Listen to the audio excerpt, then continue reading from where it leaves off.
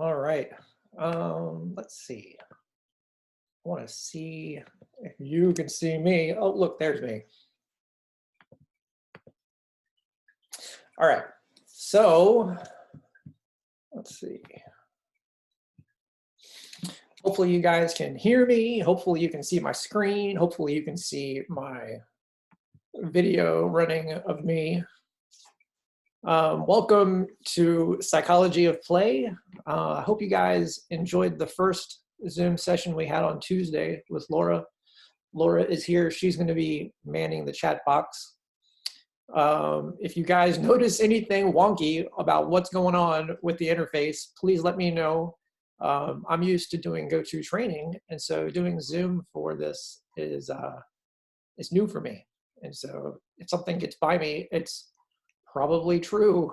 So feel free to let me know.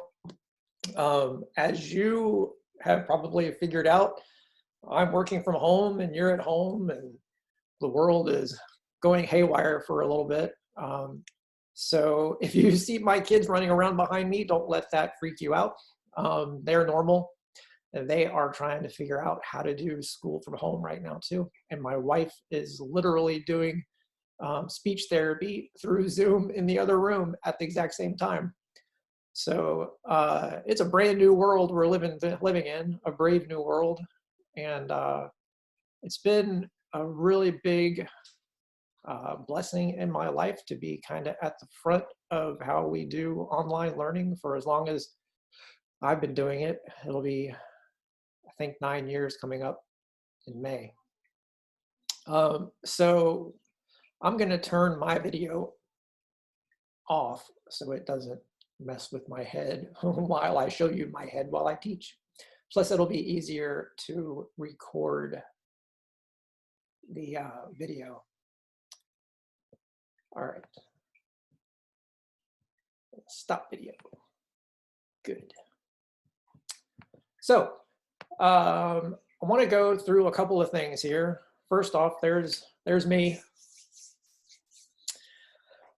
A little bit about me. I have a master's degree in counseling psychology.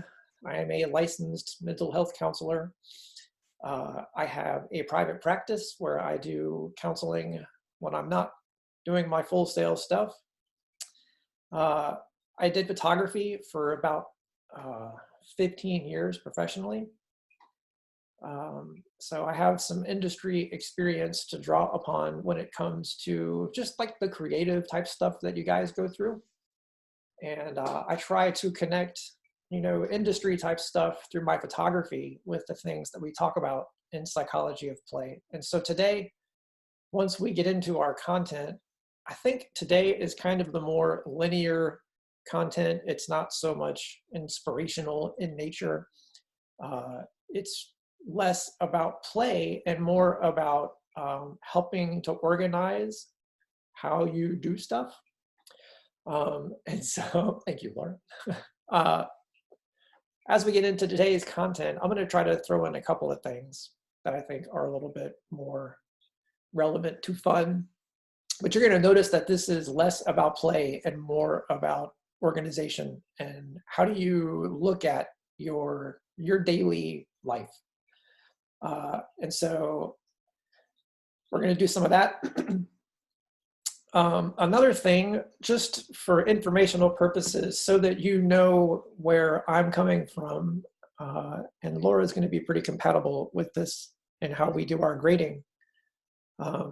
I struggled a great deal. You'll see on my slide there. I grew up with speech troubles. I had major social anxiety, and I did not enjoy being put on the spot. And so as a result of that, as I got older, I really started to struggle when I was in college because I did not have a real good ability to interact with my teachers. And so I actually was suspended from college twice for bad grades. And over the course of the years, I was able to kind of work through some of those issues of anxiety, and I overcame my speech issues. Ironically, through playing the drums. I played the drums for 10 years, and playing the drums mimics the fight or flight reaction. And so I basically simulated myself out of social anxiety through playing the drums. And by overcoming a lot of my speech issues, I began to have less anxiety in social situations. And then I began to approach my instructors more. And as I began to approach my instructors more, my grades started to improve. And so I'm telling you all of this to tell you, we want to make sure that you guys reach out to us because we try to be approachable. And so since this is such a brief course, it is really important that you guys let us know what's going on in your life as soon as possible. Every month, we help people get from, dire straits in their course to success. And the way to do that is to communicate to us really early on in any, life type situation that you need help with. And we can help you, with extensions to an extent.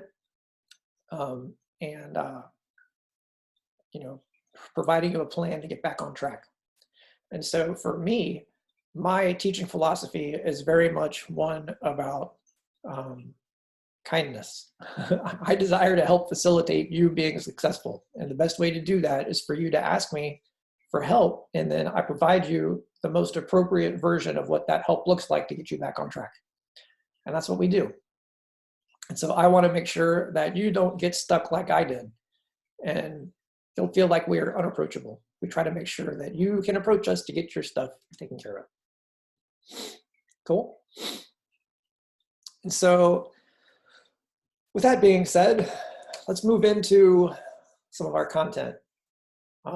So I told you, for me, photography is a big deal. How about you? What kind of stuff do you guys like to do for fun? Write down in the chat box for us. What do you do for fun? While I take a sip of my water.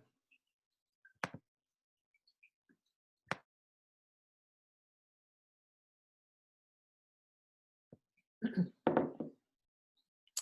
see making music, digital art, carpentry, cool. Watching movies, writing, creating characters, cool.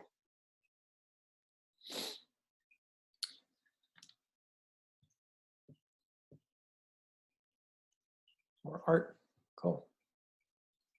Watching movies and riding your bike. Nice, Isabella, very cool. Building a shelf right now. All right, cool. So play is a big deal. In all of the things that we do, we are either trying to lean into something that needs to get done, or we're trying to get away from something. And so a whole lot of things that we do for fun are like, how can we creatively occupy our time? Or what can we do to invest in having fun, right? And so that investment in having fun is gonna be some sort of activity. And so as we go through the weeks, you're gonna see there's like different layers of what fun looks like. And so the stuff that Laura was talking about on Tuesday, we had like our qualities of play. And so there's different layers of fun in that, the fact that you're doing something for its own sake, you don't have to have a reason to do it. Like that's a layer of what fun looks like. Voluntary play being something that you do because you want to, not because you feel like you have to. That's a layer of what fun is about. And so as you think about the things that you enjoy doing, you're going to see that there's little dots that connect. Nothing is like all encompassing. There's always this little aspect of play in whatever it is that you're doing.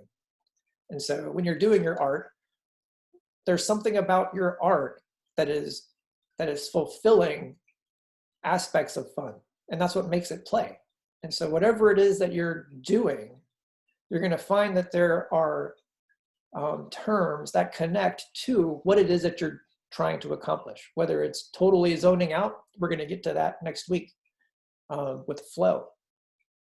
But it's like freedom from time. That was one of the qualities of play. Freedom from time is connected to a concept we're going to get to next week called flow. And that's the whole idea that you're like totally zoned out whenever you're doing something.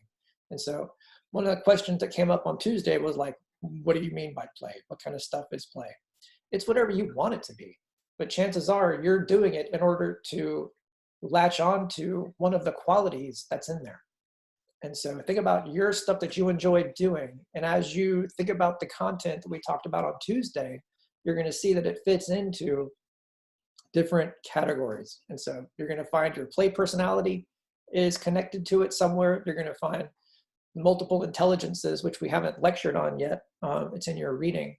Like, there are elements of all of those terms that apply to whatever your idea of play is. And so what I'm getting at here is there are no wrong answers in what is your idea of play. So a main idea in this course that I get into every month is that this class is about you. We want to help you identify and develop your thoughts. And so right up front, what I want to say is don't get hung up on what are the right and the wrong answers so much whenever we're asking you for your opinion. And so right here on the slide, we're saying, what's your idea of play? And so your idea is totally legit. It's just how do you connect your idea to the concepts that we're unpacking for you each week? And we're wanting you to be able to identify and develop your ideas around the content. You're never going to be wrong in expressing what your opinion is in this course. The only way you're going to be wrong is if you do not identify and develop what it is that you're saying. Cool. So the biggest question that comes up, and this was a really big one last month, is why in the world are we here doing this? Anybody having that kind of reaction here? Like, why am I learning? Why am I taking a class on psychology of play? You are allowed to have a what the heck moment when it comes to this. So I had a student last month who was very, very frustrated, and he expressed that frustration to all of his classmates on the discussion board as kind of a revolt about the idea that he needed to take this course because it did not, in his mind, seem relevant to his major. You know, I knew I needed to connect with him and get him, I needed to validate that because it's a good question that everybody comes up with every month. Every month, we have, at the end of the course, a portfolio competency that you guys are going to write.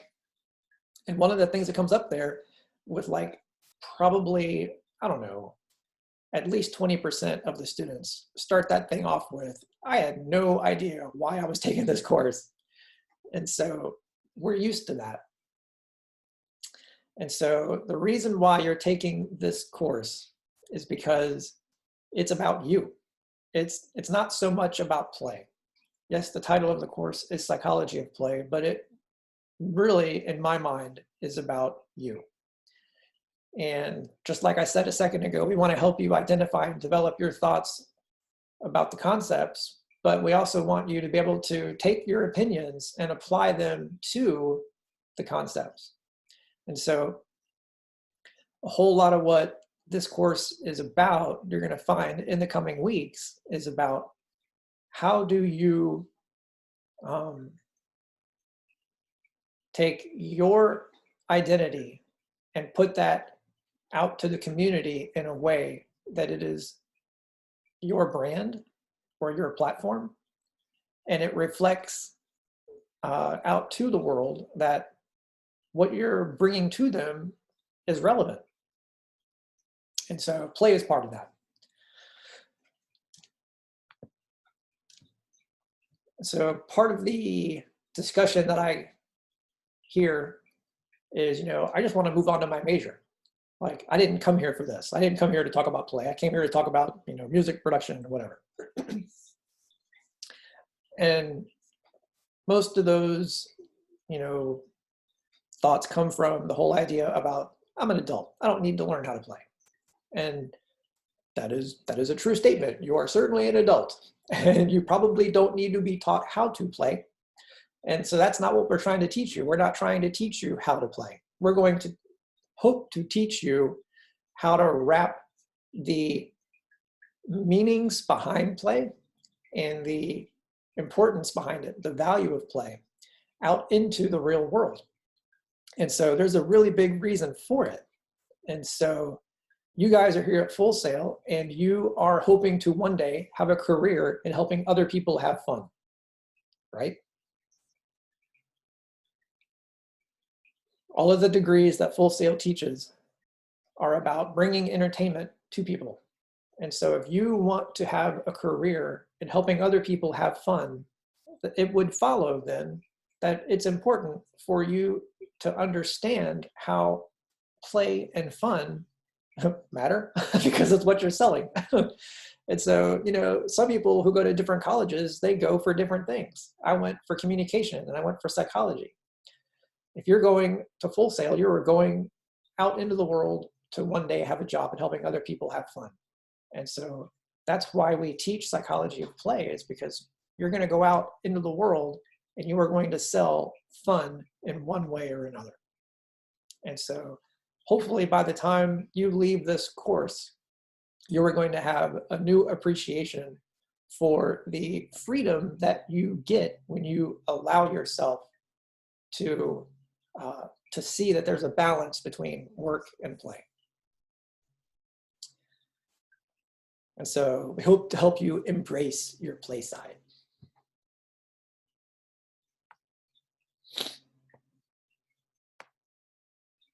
So think about the people in your life who are all work and no play. What would you like? What's your first reaction when you think about those folks? Right in the chat box. When somebody is all work and no play, what goes through your mind? Yeah. Ugh. Those people are boring. You feel bad for them, right? Yeah. It is a sad way to live.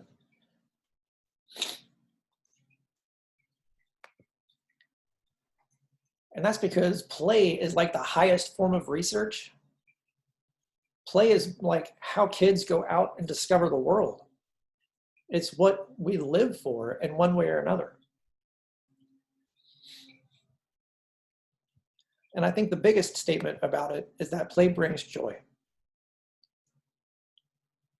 It's not an accident that we, you know, try to get all of our work done and then we try to reward ourselves with play. It's because we're trying to give ourselves the thing at the end of the work as a reward. Like we know that's a good thing. And so we're willing to sacrifice up front and then go get that reward because it's fun. Play brings joy. And one of the things, it's actually not one of my slides, but the opposite of play is depression.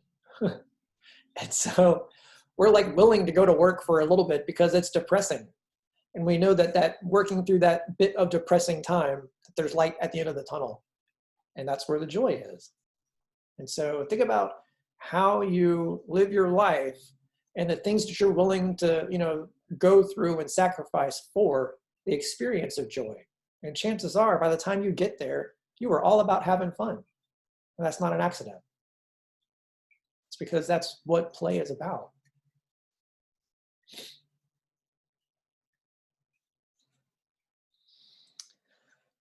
So just to kind of encapsulate all of this stuff here, as you work through, you know, week one, it is very normal in the process of taking this course for week one to be you trying to get on board with, is this a good investment in my time? Why am I learning about play? Is it really important? Is it the most important thing that I need to be, you know, focusing my time on? And it's totally cool. We will be okay if you end up with the answer to that question being like, no, not really. But we do hope that you still gain something along the way. We don't have any agenda to turn you into anything. We just want to give you a period of time here for a month to see the value in doing this content. Getting a little thing saying my connection is bad. You guys still okay? Can you guys still hear me all right? Yeah, good. So week one, sometimes it's a rocky start as you try to figure out if this is a good investment for you time-wise. And so think about this course as the outcome that you can be looking for is you are going to be able to identify and develop your thoughts about you and how it relates to your industry by the time you're done. Not that we're going to convert you to anything, but just that you're going to feel that we have given you some tools to add to your toolkit about you explaining to the world why you being you is a good thing and why they need you. So I can tell you, just from being a photographer, I did contracts. I did a lot of contracts for weddings. I did a couple of contracts for commercial photography. And so what it comes down to for me in this course, the big takeaway is if you want to be able to write contracts, you need to be able to know your value. And the best way to know your value is to be able to identify and develop what it is that you stand on about yourself. The foundation that you stand on as an artist or as a producer or whatever it is that you consider yourself to be, you've got to be able to define and project what it is that you're standing on, because they're buying that when they buy you. And being able to explain that is the most important part about justifying your value to a client. And so that's a significant part of what this course is about. So there you go. So I know in our last lecture, we talked about the weekly plan. This is Quest 2 every week. And it's in the first reading section. And so I just wanted to run through these slides real quick for you because you're going to be able to come back to this if you need it. And so the Work, Play, Fit, Push plan was put out by Amber Ray. And so this is actually really helpful for how I think about all of my clients for counseling. Whenever people come to me, they come to me looking for an expert in how to be awesome, right? How to get from where they are to where they want to go. And so what I've really noticed is there's two things that I do. Just one second.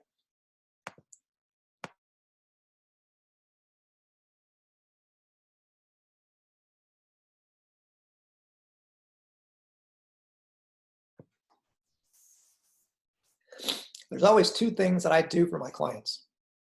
I help them with structure, and then I help them with language. And this weekly plan here is a structure tool.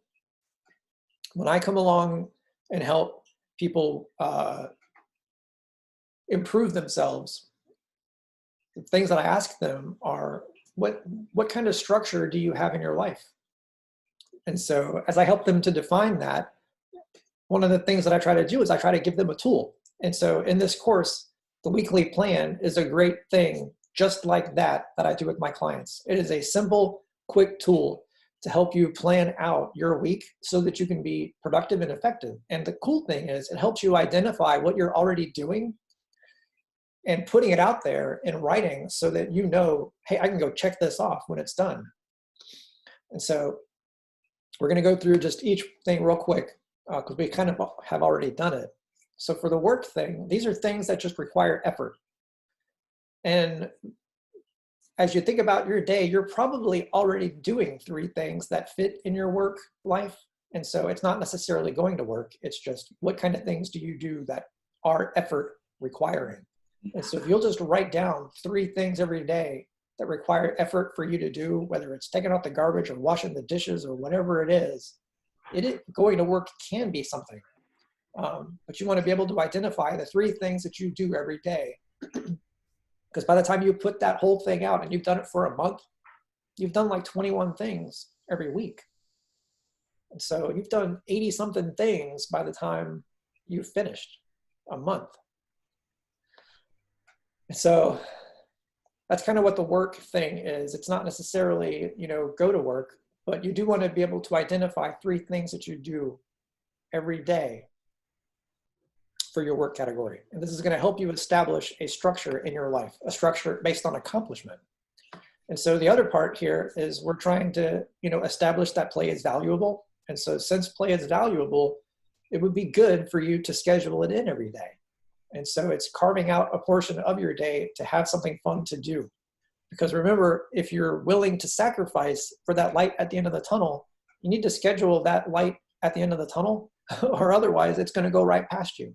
And the more important part about it is sometimes what you need to do is be intentional about putting it in there so that it doesn't take over and be the only thing you do all day.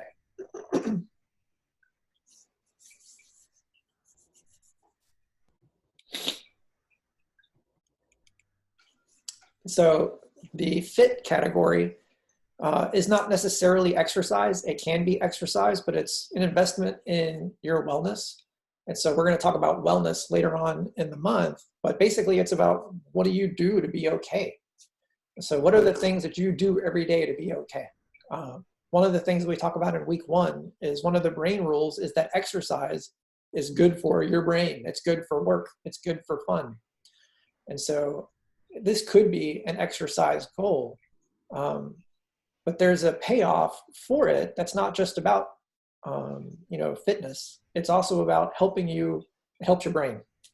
And so each day we want to encourage you to do something for you being well, because it's a good investment in you all around. And there's a dividend or a payoff in all of the other aspects of your life. So this can be things like, you could even have some overlap in these things. Like you could read a book for fun, but you could also read for fit, because reading is a mental wellness thing. And so there's not a wrong answer here, kind of like what I was saying earlier. It's how are you connecting it to your plan? And this is supposed to be a plan for you. And since reading could be one thing that you could do for multiple different areas, it's just how does it work for you, and how do you want to fit it in? And so for me, I read for wellness. I don't necessarily read for fun. I don't read for work too much right now because we helped write the material, so I don't have to read the material as much anymore. But I do read for my wellness. And some days I don't like reading, and so it becomes a push goal. And so these are the areas for you to learn and grow. And so trying to highlight here that the point is identifying things that you can do and then plugging them in where they work for you. And so a push goal is something that moves you outside of your comfort zone. And so there are some days where I just want to do what I need to do for work, and then I want to play my mindless video game. Well, it's a push for me to then go do reading, And so it's totally okay for an activity that you pick to live in different categories of this plan. And how you justify it is really what we're looking for here. Cool?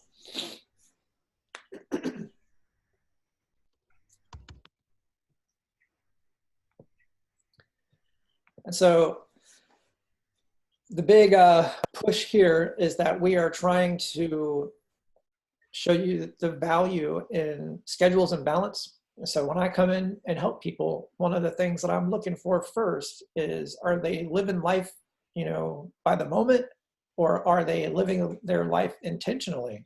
Because one of the things that I've learned, I do a lot of work with kids.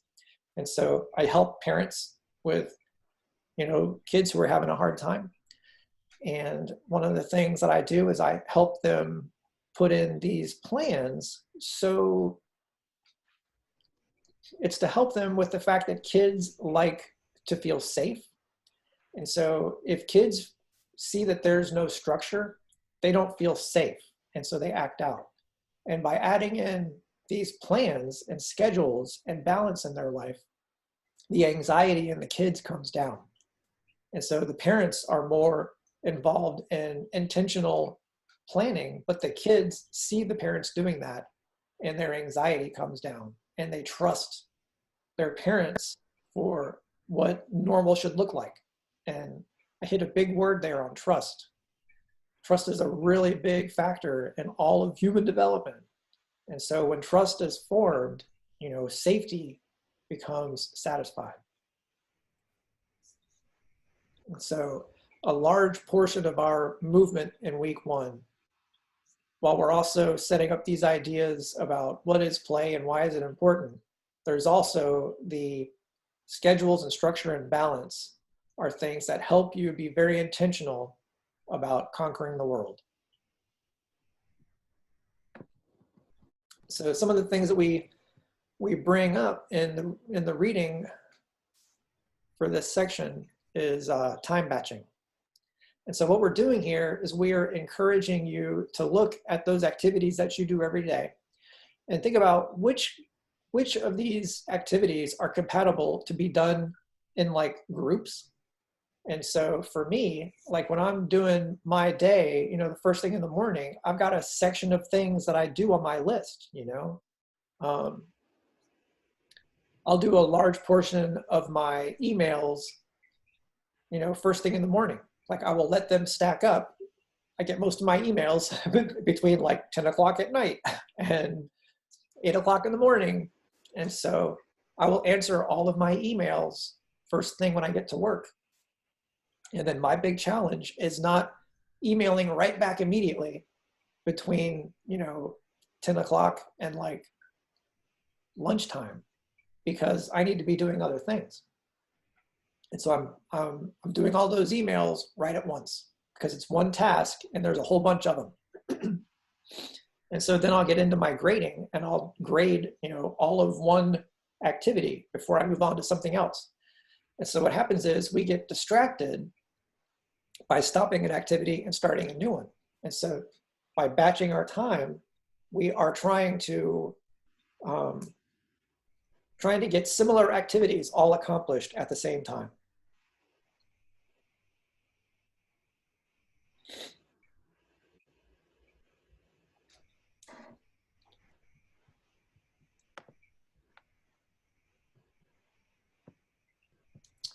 So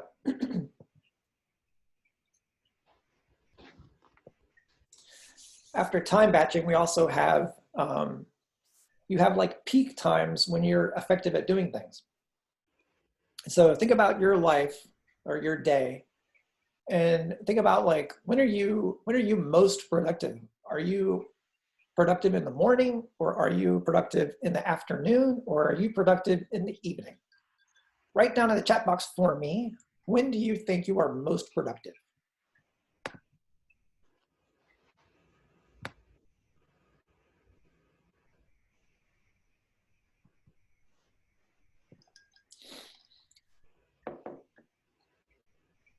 Looks like there's a pretty good spread here.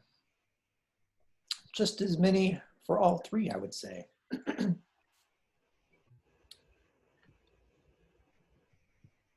That would make sense.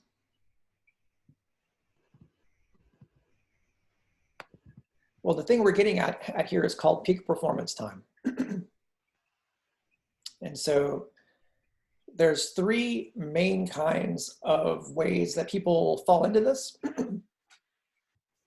And so they're actually represented by three different kinds of birds. There's a lark, which is like the morning person. And then the hummingbird is the middle of the day person. And the night owl is the person that's like way more productive later in the evening.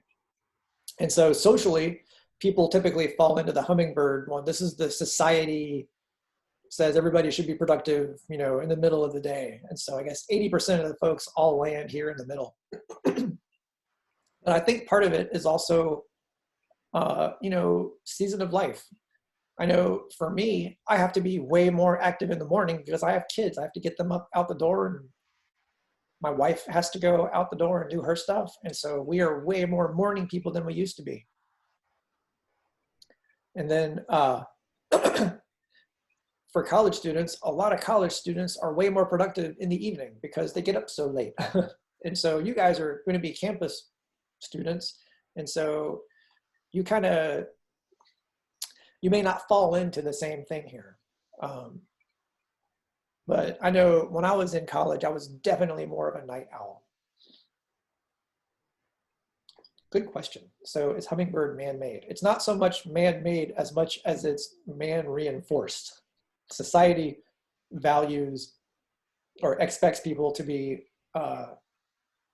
like 9 to 5 because that's when society works in general, not like universally, but it's a social pressure thing for people to be in the middle of the day because that's when business hours are. And in your reading, there's a little video on social jet lag, and it kind of gets into this idea too about, there's a social expectation that you're going to be most active when society says it's most valuable. And what happens is it causes people to get messed up because they would prefer to be active at different times than what society says. And so there's like this jet lag thing going on where we become way more dependent on, caffeine and nicotine and whatever it takes to get us through the day because we're experiencing a form of jet lag that's actually socially reinforced. And so we drink coffee because the man is making us busy during the day when we'd rather be asleep. That's kind of what it's getting at. And so think about this being broken up into 3 different terminologies. They're represented by 3 different kinds of birds.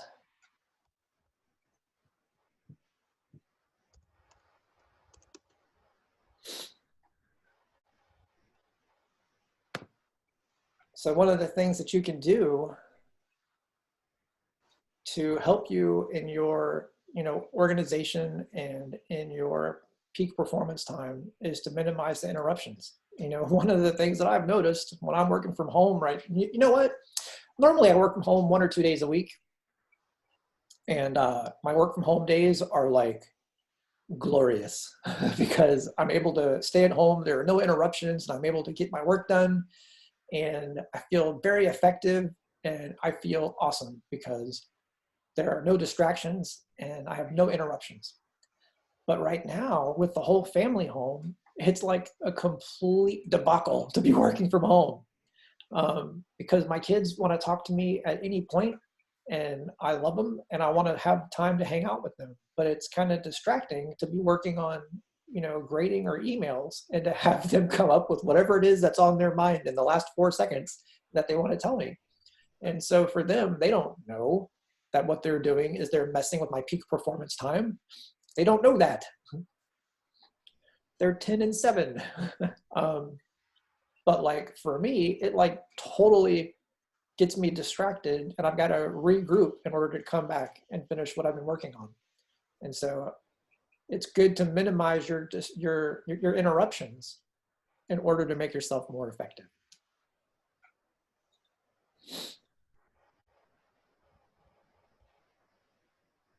I want to see if this will work. I'm going to try to click a video and I want to make sure you guys are able to see it and hear it. And if you can, then that'll be awesome. And if not, I'm going to know. So let's see if you can watch this video with me. This is not juggling. This is called misdirection. Reverse. Why don't you just give me $1,000 cash and we'll call this even? I suppose you have. You changed your tune. Or what?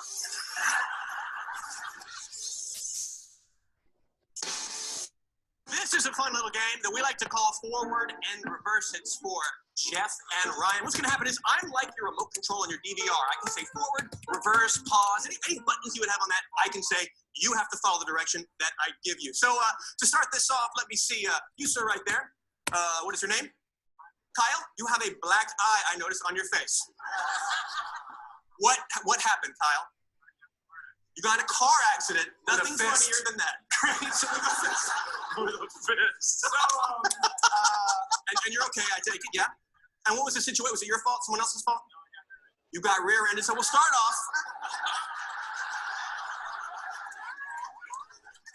What did that throw your face into? Okay. Starting off with a rear-ending car accident. Take it away. Forward. Ow! Lord, that was totally your fault. I suppose you didn't see me signal. I suppose you didn't see me signal. That was totally your fault. Oh, God, I can't believe what just happened. Forward. I can't believe what just happened. Oh, God, that was totally your fault. You didn't see me signal. I was sitting at the intersection minding my own business. Well, perhaps I should just phone the police. Reverse. Well, perhaps I should just phone the police. I was sitting at... perhaps I should just phone the police. Reverse. Well, perhaps I should just phone the police. I was sitting at the intersection just minding my own business. I suppose you didn't see me signal. That was totally your fault. Oh, God, I can't believe what just happened. That was totally your fault. I suppose you didn't see me signal. I was sitting at the intersection minding my own business. Perhaps I should just phone the police. You go ahead and call the police. Oh, you don't think I will. My brother is the chief of police. What? You heard me. Reverse. You heard me. What? My brother was the chief of police. I suppose you don't think I will. What? Forward. I suppose you don't think I will. My brother is the chief of police. What? You heard me. All right, you proved your point. You changed your tune. I have. Listen, why don't you just give me $1,000 cash and we'll call this even. All right. Reverse. All right. Listen, why don't you just give me $1,000 cash and we'll call this even? I suppose you have. You changed your tune. Or what? You don't think I will? I will. My brother's the chief of police. Suppose I just phone the police. What? Suppose I just phone the police. Oh, you go ahead and call the police. Oh, you don't think I will? My brother is the chief of police. Oh, that changes everything. You changed your tune. Why don't you give me $1,000 cash and we'll call this even? All right. That was easier than I thought. Oh, my God. There's another person in your car. I forgot about her. That's my dog, Jeanette. Your dog, Jeanette? Unfortunately. I'm going to give her mouth to mouth. Reverse. I'm going to give her mouth to mouth. Unfortunately. Your dog, Jeanette? That's my dog, Jeanette. Wait a second, there's somebody else in this car. Oh, my. No, I don't suppose. Oh, that was easier than I thought. Oh, you changed your tune. Or is he? My brother's the chief of police. Oh, suppose I phone the police. You go ahead and call the police. Well, what if I do? That was totally your fault. Suppose I give you $1,000.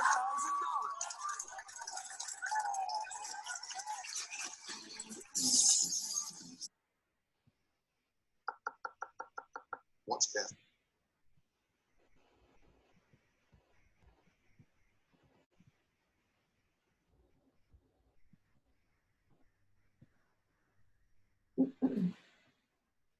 All right. So that's the importance of not being interrupted. When you're able to be completely focused, then you can have that whole scenario lay out where you're forwards and backwards. And life sometimes seems like this to me right now while I'm working from home. It seems like out of the middle of nowhere, there's something that comes up that distracts me from what I need to be doing. And so it is a sabotager of productivity. But at the same time, there's great value in being able to have these distractions going on right now, these interruptions, because I'm able to spend time with my family and everybody is able to experience a closeness that we don't normally get to have. And so just like we were saying earlier, that there's not a wrong way to have these answers that we're talking about. Same thing here. Yes, you need to minimize interruptions, but there's always something that you can learn when you have to struggle through the experience of being constantly interrupted. And so for me, I'm learning to really step away from the expectations that I put on myself of what I think ideal looks like in doing my job. And so my peak performance time is now probably spread out longer, where I'm trying to maybe get things done when I'm not so much at my peak. And so I've had to expand my my day and work when I'm less on it. But the benefit is I'm able to work with these interruptions in my peak performance time and still get what I need to get done because we're all trying to work through a season here. So there's another thing here, the basic rest and activity cycle. So we'll watch this video real quick too. We don't have too much more content here, so I want to show you this video. We'll talk about 2 or 3 more things, and then we'll open up some time for you guys to ask some questions and just kind of look at how the class is going for week 1 to make sure that you guys are comfortable with what is expected of you and like, you know, deadlines and stuff like that. We'll give you some time to look some more at the discussion board and see how things are going for that. Let's watch this video on the circadian rhythm real quick.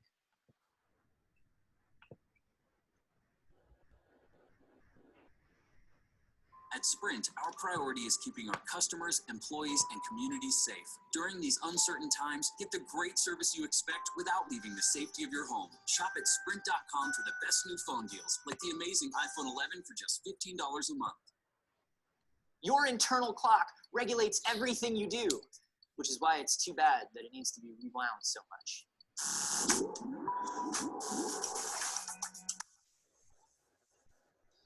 Anthony here for D News, and you know that you have an internal clock. You get tired around the same time every day. You wake up around the same time. You have a basic idea of how much time is passing without having to check. Your biological clock is this precision timepiece in your brain called the suprachiasmatic nucleus, or SCN. It's made up of 20,000 neurons that control all the other timing mechanisms of your body, your sleep cycle, your metabolism, hormone production, even cell division. There are 1,440 minutes in a day, and the SCN counts them with only a 1% to 2% margin of error and keeps it running smoothly. It's called the circadian rhythm. So these 20,000 neurons are working together. They have to be able to stay in sync, right? And that takes constant work from a neurotransmitter chemical called GABA. The SCN also takes clues from outside stimuli, particularly sunlight, because we're diurnal animals. As the sun starts rising later or the days get longer, your clock slowly adjusts to make sure that you're set up to be active at the right parts of the day. Now, the downside is that the internal clock is delicate. It doesn't respond well to big changes in your routine or in nature. A sudden upset to your circadian rhythm can cause your hormone regulation to be out of sync, as well as your wake-sleep patterns and your times of peak productivity. That's why we're so affected by things like daylight savings time and jet lag. But subtler things can throw you off. And a long-term problem with your internal clock can cause serious health issues. For instance, a study conducted by Northwestern University showed that if your school or office doesn't get enough daylight, you will wind up getting about 45 minutes less sleep a night than people who work in a well-lit building, and the sleep is lower quality overall. And another study from Harvard showed that working just one night shift can impair your glucose tolerance. And in the long term, that can lead to obesity and even type 2 diabetes. Some people have a biological clock that's off to begin with. Somewhere between 7 and 16% of children and teenagers have delayed sleep phase disorder. People with DSPD can't get to bed before 2 or 3 a.m. and nothing gets them up on time. It's different than insomnia because you can get to sleep and it's around the same time every night. It's a full sleep cycle. It's just shifted. It goes away for most people in adulthood, but it can continue, especially in people with ADHD, and research points toward them being genetically linked. A few treatments can be used to reset your internal clock. Phototherapy involves either actively staying out in the sun longer in the early hours of the day or getting a special light that can replace it. Avoiding bright screens or electronics at night can help your clock know when it's time to wind down. Doctors can also help, obviously, with sleep medication. I had crazy DSPD when I was a kid, and I still fight with it a lot now. How about you? How's your internal clock running, Internet? Let me know, and subscribe for more D News.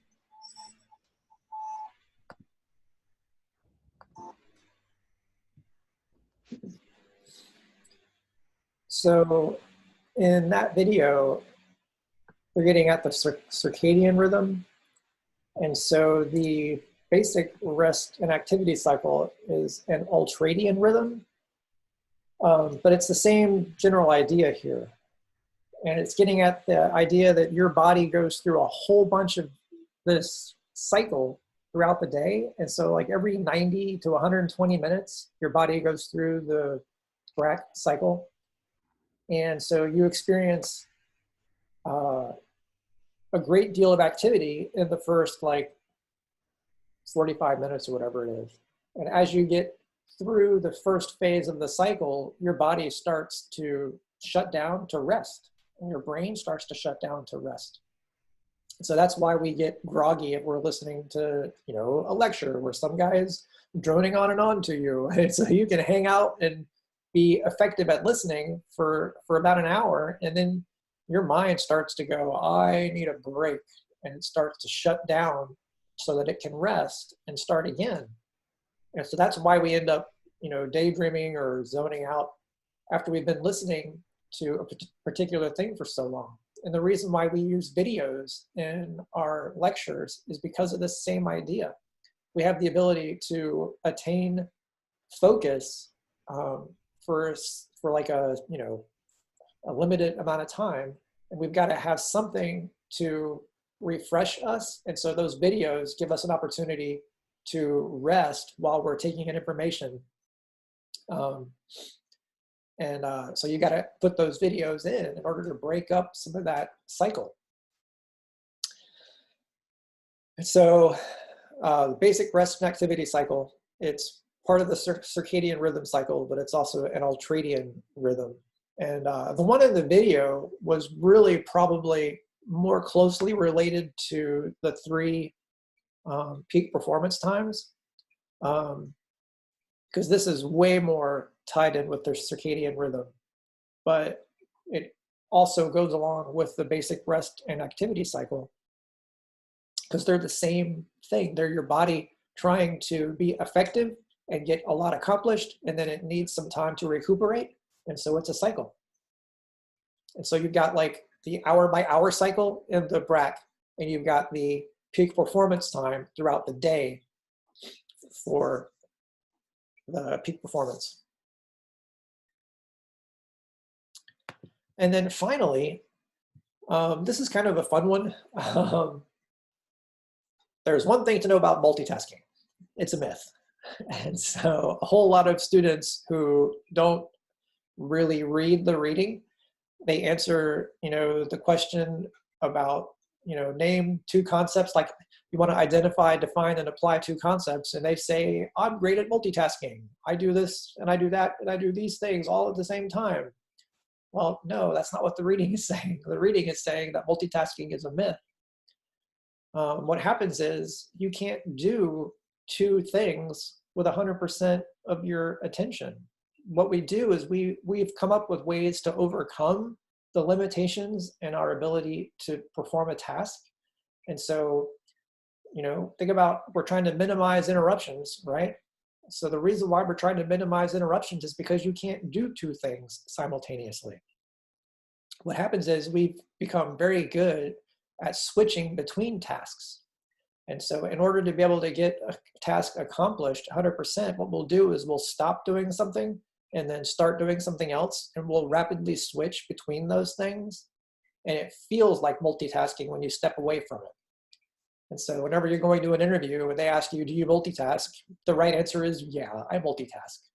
But what we're really getting at here is not actually, we've kind of justified what we're accomplishing as being multitasking, even though it's something different. And it's generally switching between 2 tasks rapidly. Now, what you can do, if you look in the reading, is if a task meets like two different requirements, like if it takes 2 totally different areas of the brain, we do better at it.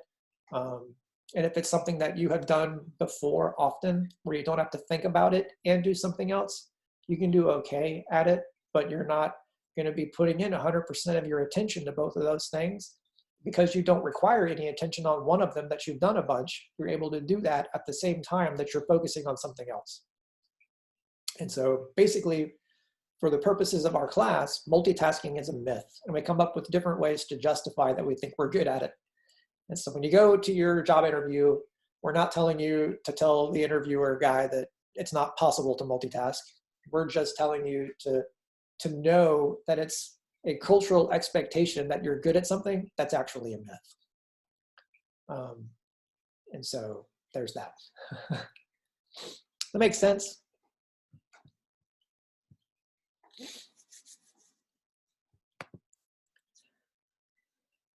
And then the last thing to do is, you know, to do well at, you know, being effective is to make a place where you enjoy being. And so we say create a play space. One of your quests this week is to take a picture of, you know, where you do your creative stuff. And so it's really valuable to be able to take a place and call it yours and have it reflect how you want to be inspired. And so there are a lot of places out in the industry where they encourage this type of stuff. And so this picture represents that kind of stuff. We want to encourage you to be able to be inspired where you are having fun and working. And the best way to integrate play and work, or work and fun, is to bring those things that are refreshing to you into where you work, to the extent that you are allowed. And so for me, you know, I work here at Full Sail, but I also have my own business. And so we try to incorporate fun into the space where we do our work. You know, I bring fun into my therapy. My wife, she does games with the kids that she does speech therapy with. Creativity is where we get inspiration for life and living and overcoming all of the things that we need to accomplish. And so it's okay if your authentic self is all about having, you know, fun. That should be able to follow you where you go. And so here's my challenge for you as students. You know, you're going to go off into the world and create opportunities either through your work, or maybe you'll even start a business. And so some of the stuff that you'll see as we go throughout this month is you get to pick what that looks like if you're in charge of it. And I love being in charge of what, you know, my stuff looks like. So I get to do that in this class, and I get to do that in my therapy business too. And it's so much more fun and rewarding when you get to have the authentic you reflected in your space. And so we encourage that here. Cool.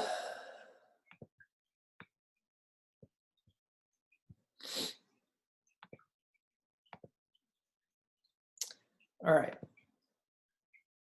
How are we doing? Are you guys with me? Good. All right. So it is noon. We've done an hour. I want to just check in with you guys real quick. Laura did a really nice job going through all of the expectations on the discussion and the quests. I would like to make sure you guys are good to go with that stuff since we've got some time here. So if you have any questions, go ahead and ask them in the chat box. I have the ability to unmute you and let you talk too. You even have the ability to turn on your video and we can see you, but that would require some bravery. So if you have any questions, please do ask. I want to show you one of the things that comes up is how do I get back into those quests? And so remember, you can click when you see orange stuff, that's important. And if you click here where it says here, it'll take you right back into the quests. And so here are the quests. Just so you know.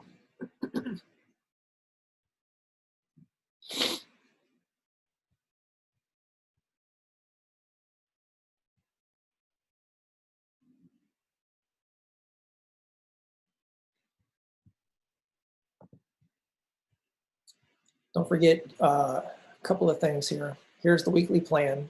It's here in orange. This is how, I think this is Laura's leveling up stuff. This is how she walks you through how we're going to be doing the grading. I'm going to be using the same kind of grading that Laura uses.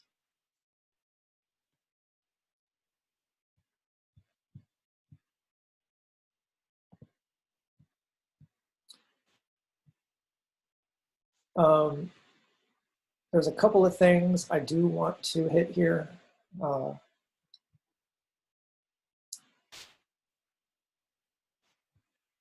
were talking on Tuesday about professionalism.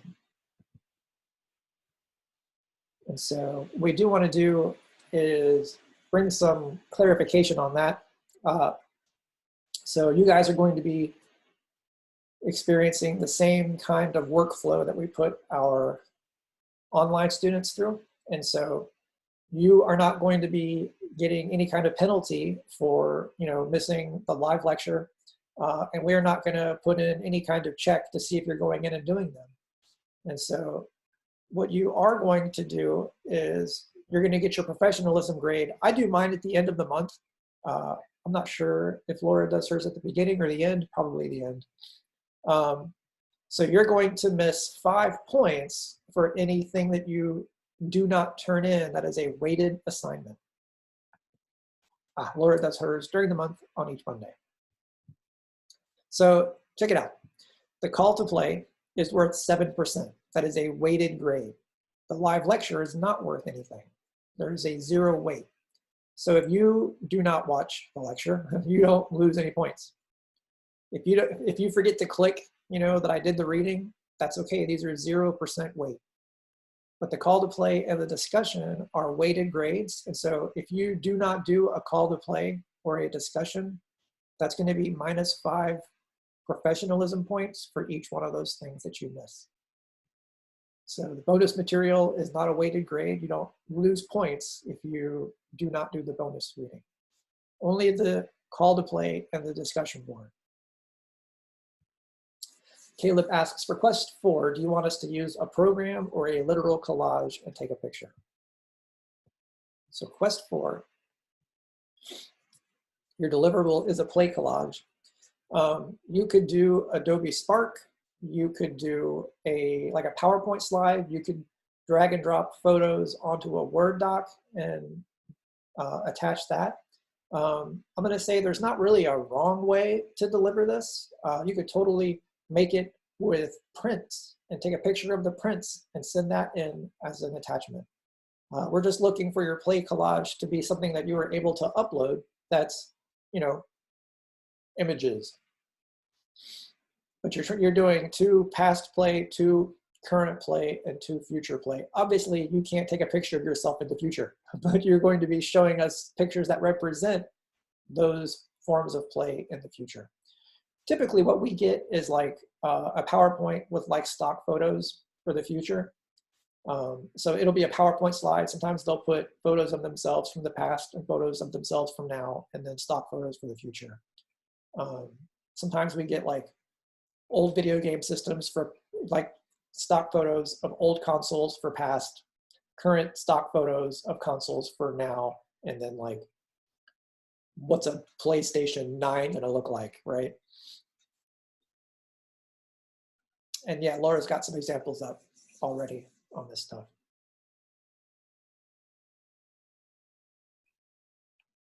It does not have to just be photos. It's whatever represents past, present, and future play.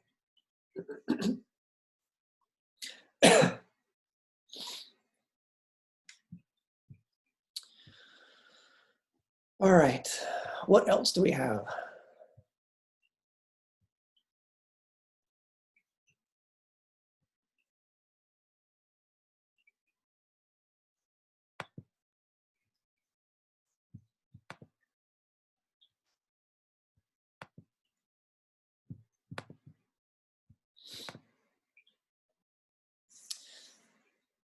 Yeah, Laura, you don't have to explain it in the deliverable, because that's, the majority of what we're hoping you're going to be doing. Like question 1 is, well, really it's question 2.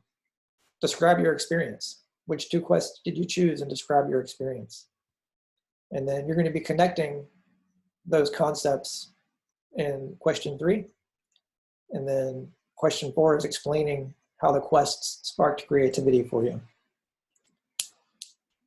Like I said earlier, the main thing here is we're wanting you to identify and develop your thoughts. And the way that you're doing that is in your answers on the discussion board for these questions, 2, 3, and 4. Each week, you're going to be doing question 2, 3, and 4 in the exact same way. The content will change for the weekly reading, and the quests are going to change, but you're always going to be describing your experience. You're always going to be applying 2 concepts from the reading, and you're always going to be explaining how these quests mattered for you. But that's like the majority of, the work for the week. So don't forget, if you have your initial post done, it's Thursday, you're in good shape. You're going to go do 2 response posts of at least 5 sentences each on your discussion board, and you'll be good to go. If you missed, or if you're going to miss the initial post tonight, you can do 3 responses and still get full credit. Have we found a way for students to communicate?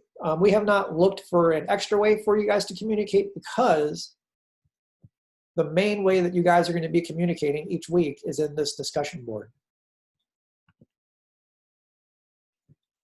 As you go in here, you've got all kinds of ways that you're going to be communicating with each other just already. And I would say that if you would like, you could go create a Discord channel. If you want to have an out of class way to communicate, go take advantage of Discord. That has been done in my sections in the past, and students really enjoy doing that. How do you get to the recorded lectures? Good question. We did say it, but we'll say it again because it's totally cool.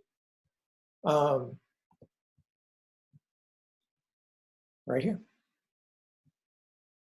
We're going to bring it in each week. You're going to come back to the live lecture activity, and we're going to drop the archives in right here. And Laura's already dropped it in for Tuesday.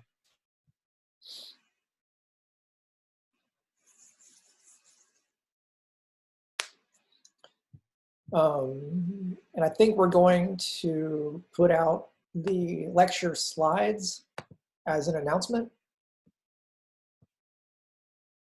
So be on the lookout. We send out announcements from time to time. Just make sure that you have your platform set up to, be able to see your announcements.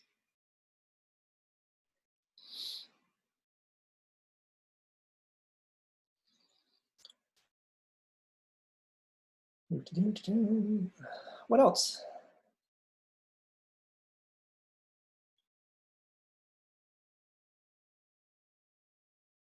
Yes, check your emails and messages every day. We check ours every day.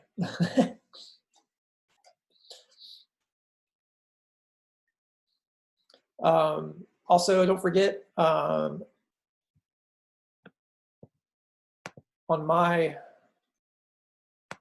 we want you guys to reach out to us. If you need to, you can message us, but also I've got my my Google Voice here. If you need to contact me, you can call me.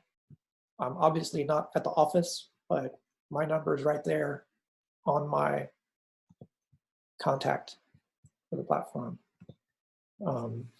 And your operator is standing by. Laura's is there too. Is there a way to add our classes to Zoom directly, or do we always have to come back to Full Sail 1 to join the meeting? I think we have to go through Full Sail 1 also, or we go through our single sign-on through the platform. Let's see. I think if you come here and click on this, it'll take you right to it, but I don't know if you have to go through Full Sail 1 after that or not. I don't know the answer to that question. You found one I can't answer, other than saying click here. That's for next week.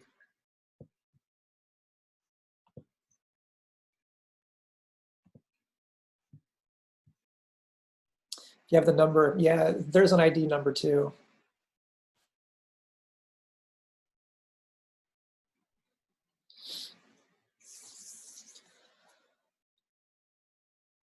All right. So when question 2 says, describe your experience, can you specify exactly what that means? No. I can't describe your experience, but I can tell you there is not a wrong answer to how you describe your experience. So we'll go pull it up and give you a for instance, right? Because I do want to answer your question without just being cheeky.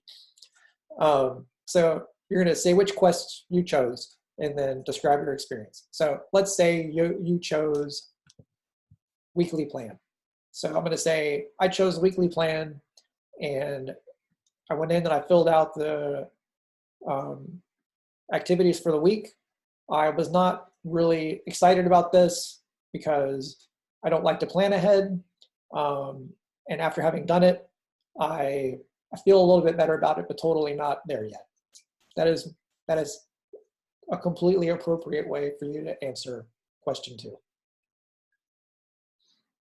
for like the weekly plan. Or you can say, hey, you know, I created a creative space. My creative space was a mess. I took a picture of it. I cleaned it up. Here's another picture. I'm hoping that, you know, taking this time to make my creative space more inspirational to me will make it so that I have a better experience for the rest of the month. That's kind of what we're looking for that question.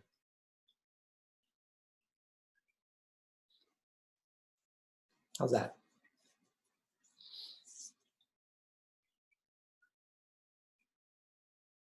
Kind of like what I was saying earlier, there's not a wrong question there because we're asking you to describe your experience. We don't have a pre-expected thing for that because we get that this is a growth class. We're not trying to convert you to something or expect you to have landed on something without having an experience yet. And so it's totally okay for this to be an experience that is, you know, awesome or a pain in the neck. You're allowed to document that.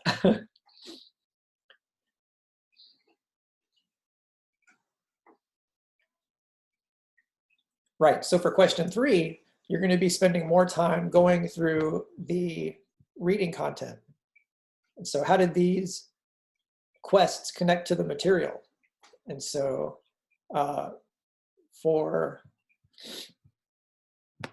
let's see, for the play collage, that is like, please talk about your play history. Play history is one of the concepts from the reading. And so I went in and worked on my play collage, and I was able to demonstrate my play history through past, present, and future play. Play history, this is what it means. Here I'm applying it, okay?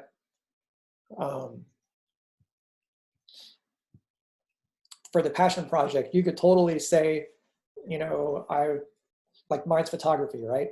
And so I may show, I'm working on photographic prints. I do my own printing. I can say this totally tied in with my storyteller play personality. I experienced freedom from time, which is one of the qualities of play. That's what we're looking for in question 3. You're identifying those concepts, you're defining them. You want to define those concepts a little bit and then apply them.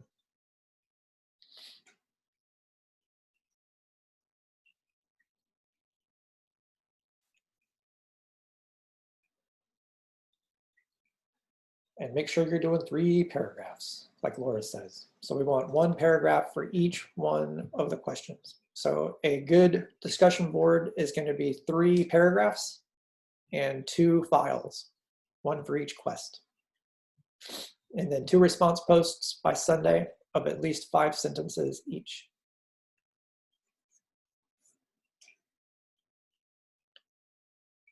And also, like Laura is saying, it's really good to go in and like, here's my answer for question number 2. Number 2, answer. Number 3, answer. Number 4, answer. So 3 paragraphs, you can number them, it makes it easy.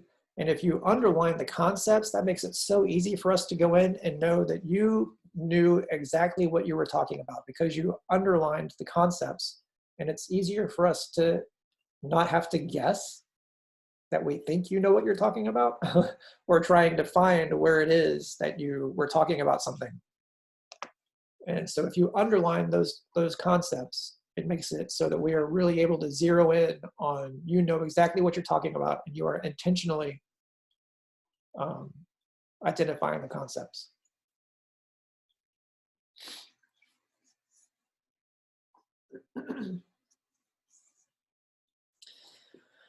Any more questions?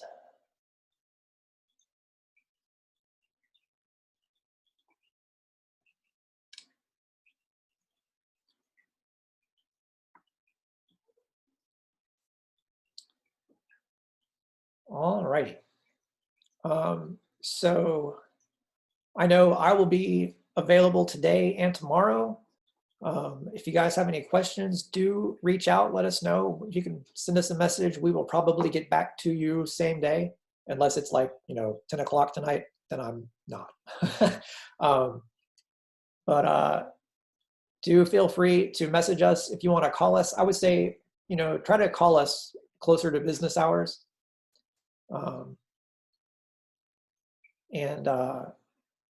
Yeah, give us a call, message. We're here for you.